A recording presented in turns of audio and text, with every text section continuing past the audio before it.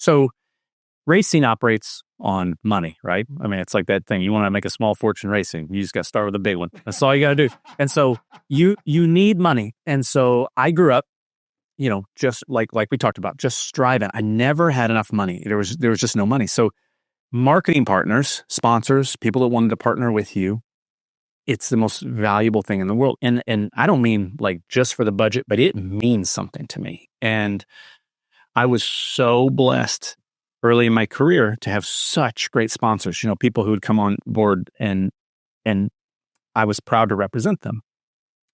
And that felt good. And then things started to take off and I got this phone call for a sponsor and the team was pumped. I mean, it was the biggest sponsor that they'd ever had. It was a big deal. And I was like, okay.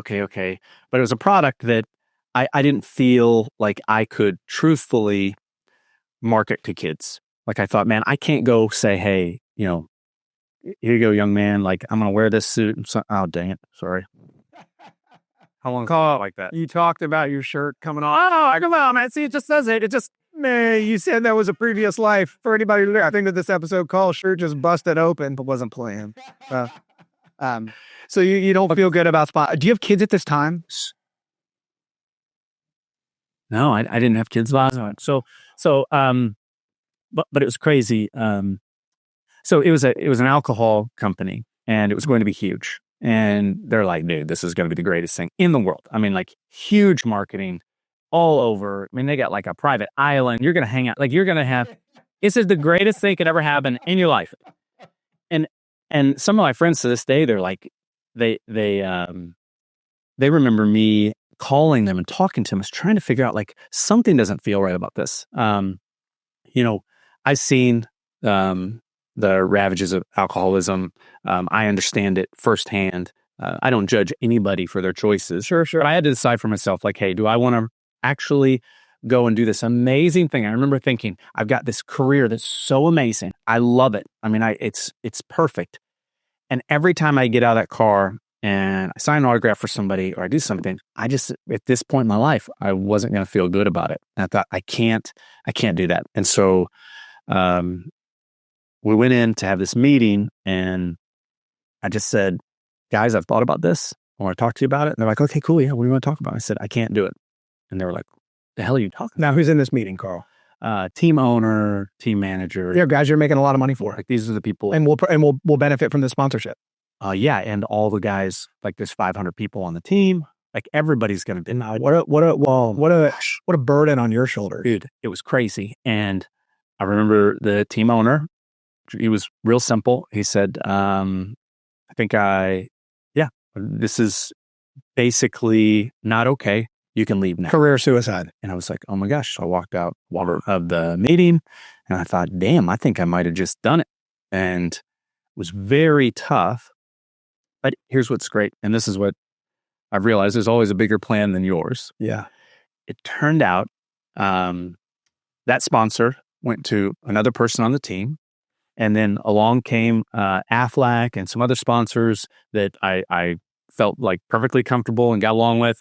And it ended up being a much greater net gain for the team. It was great. And a year later, the team owner, we're talking to some sponsor somewhere. And he's like, oh, let me tell you how great Carl is. He turned down this. I was like, man, don't you do that to me, Ryan. Don't ever out.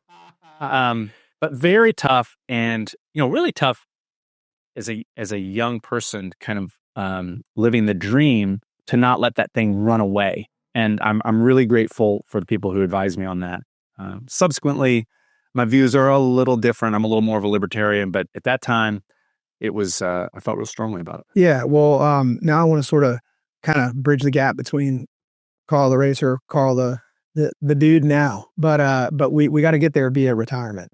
Okay, 36 years old. I mean, Carl, you're in the prime of your career. Darrell Waltrip raced till he was 53.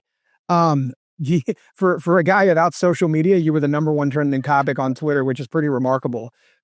Why'd you hang it up? Prime of your career. Why'd you hang it up? So 2016 was the last year I raced full time. I drove for Coach Joe Gibbs in these Toyotas with Dave Rogers as a crew chief. It was awesome. I mean, our pit crew was the fastest pit crew. The cars were so good. We made it to the final round in NASCAR, the final race at Homestead. At that time, it was at Homestead. The 4 guys could race for the championship. And I had one of the best races of my life. It was just spectacular. And we got a late caution, a restart, and I wrecked on the restart. And so it was really tough. I went home and I thought, man, this is the best team I've ever driven for. That 19 team at that time, highest performing team that I had driven for in a long time, actually.